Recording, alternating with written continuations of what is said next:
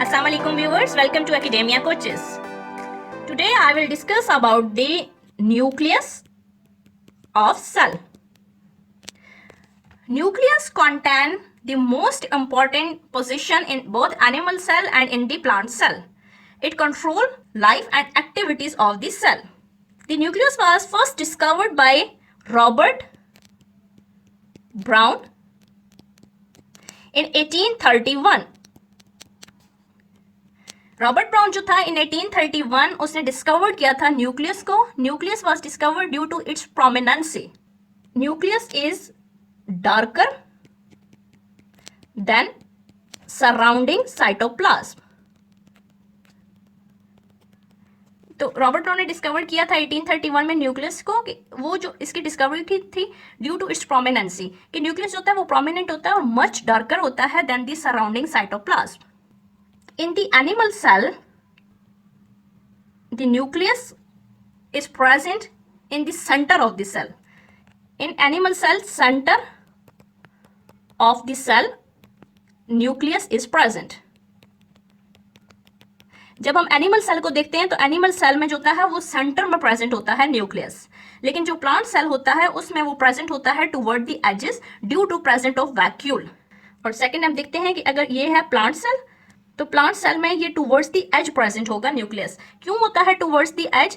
Due to present of vacuole, large vacuole. Vacuole जो होता है वो प्रेजेंट होता है within the plant cell, therefore the nucleus is present towards the edge और towards the periphery. लेकिन animal cell में जो होता है वो प्रेजेंट होता है nucleus in the centre of the cell. When we see the shape of nucleus, nucleus may be irregular or spherical in shape or spherical in shape. Nucleus can be mononucleate, binucleate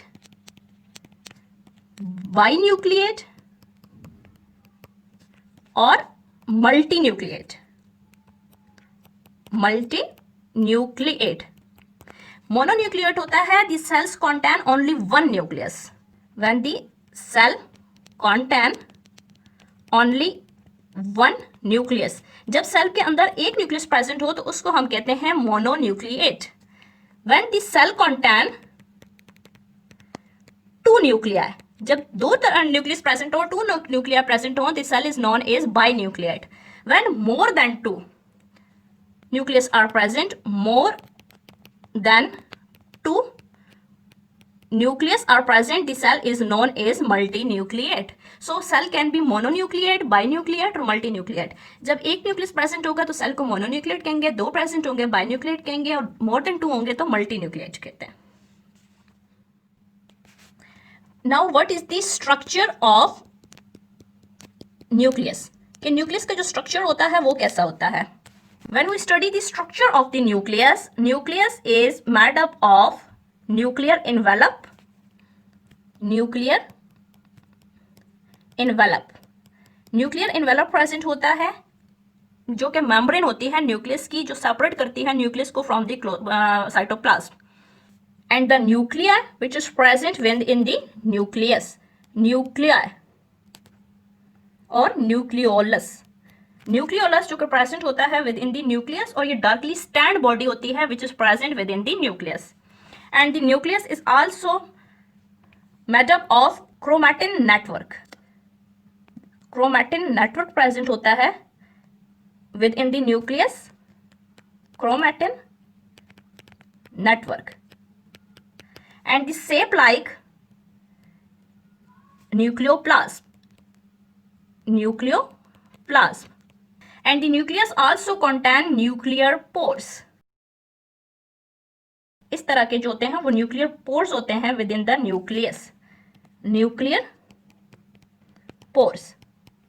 जब हम structure देखते हैं nucleus का, वो present होता है nuclear envelope पे, surround होता है न्यूक्लियर इन्वेलप से. न्यूक्लियोलस प्रेजेंट होता है जो कि डार्कली स्टैंड बॉडी होती है. उसके बाद क्रोमैटिन नेटवर्क प्रेजेंट होता है, और ये क्रोमैटिन नेटवर्क जब डिवाइड होता है, न्यूक्लियस सेल डिवाइड हो रहा होता है तो कन्वर्ट हो जाता है into the chromosomes. Then nucleoplast present होता है and nuclear pores are present in the structure of nucleus. Nucleus is visible.